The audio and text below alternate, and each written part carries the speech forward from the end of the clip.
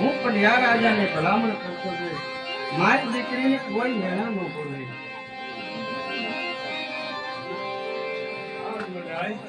તમારા દીકરા કેટલા છે બોલાવો કઈ વિવેક કરી શકો.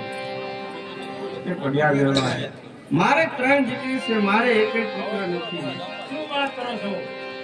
આ વાતની મને પહેલેથી જાણ હોત મારા પુત્ર પ્રતાપ સંગનો વ્યવસાય કદાપી ન કરત. પણ એકદમ કાન ખોલીને સાંભળજો. તમારે ઘરે